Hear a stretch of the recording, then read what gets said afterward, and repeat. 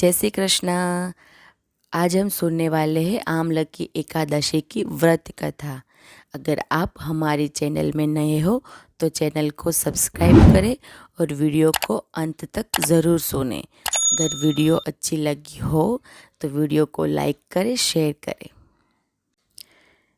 इस साल 20 मार्च यानी कि आज आमलकी एकादशी है। सभी एकादशियों में आमलकी एकादशी को सर्वोत्तम स्थान पर रखा गया है। आमलकी एकादशी को कुछ लोग आंवला एकादशी या आंवली ग्यारस भी कहते हैं। इसे रंग भरी एकादशी के नाम से भी जाना जाता है। तो आइए आमलकी एकादशी की हम व्रत कथा सुनते हैं। पौराणिक मान्यता के अनुसार वेदिश नाम का एक नगर था। उस नगर में ब्राह्मण, क्षत्रिय, वैश्य और शूद्र रहते थे। वहाँ रहने वाले सभी नगरवासी विष्णु भक्त थे और वहाँ कोई भी नास्तिक नहीं था। उसके राजा का नाम था चैत्ररथ। राजा चैत्ररथ विद्वान थे और वह बहुत धार्मिक थे। उनके नगर में कोई भी व्यक्ति दरिद्र नहीं था। नगर में रहने वाला हर शख्स एकादशी का व्रत करता था। एक बार फाल्गुन महीने में आमलकी एकादशी आई।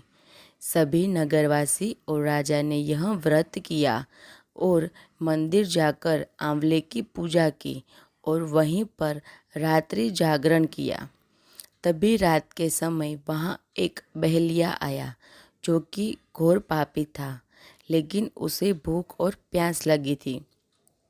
इसलिए मंदिर के कोने में बैठकर जागरण को देखने लगा और विष्णु भगवान व एकादशी महात्म्य की कथा सुनने लगा। इस तरह पूरी रात बीत गई। नगरवासियों के साथ बहेलिया भी पूरी रात जाग रहा था।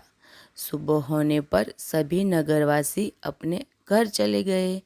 बहेलिया भी घर जाकर भोजन किया, लेकिन कुछ समय के बाद बहेलिया की मौत हो गई। हालांकि उसने आमलकी एकादशी व्रत कथा सुनी थी और जागरण भी किया था, इसीलिए वह राजा विदुरथ के घर जन्म लिया। राजा ने उसका नाम वसुरथ रखा। बड़ा होकर वह नगर का राजा बना। एक दिन वह शिकार पर निकला, लेकिन बीच में ही मार्ग भूल गया। रास्ता भूल जाने के कारण वह एक पेड़ के नीचे सो गया। थोड़ी देर बाद वहीं मलेच्छ आ गए और राजा को अकेला देखकर उसे मारने की योजना बनाने लगे। उन्होंने कहा कि इसी राजा के कारण उन्हें देश निकाल दिया था, इसलिए इसे हमें मार देना चाहिए। इस बात से अनजान राजा सोता रहा।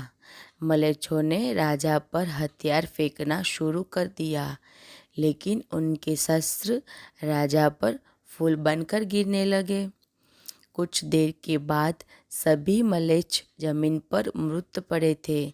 वहीं जब राजा की नींद खुली तो उन्होंने देखा कि कुछ लोग जमीन पर मृत पड़े हैं। राजा समझ गया कि वह सभी उसे मारने के लिए आए थे, लेकिन किसी ने उन्हें ही मौत की नींद सुला दी।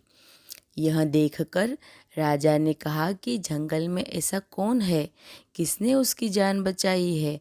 तभी आकाशवाणी हुई कि हे राजन, भगवान विष्णु ने तुम्हारी जान बचाई है। तुमने पिछले जन्म में आमलकी एकादशी व्रत कथा सुना था और उसी का फल है कि आज तुम शत्रुओं से घिरे होने के बावजूद जीवित हो। राजा अपने नगर लौटा और सुखपूर्वक राज्य करने लगा और धर्म के कार्य करने लगा। अगर हमारी वीडियो आपको अच्छी लगी हो तो चैनल को ज़रूर सब्सक्राइब करें।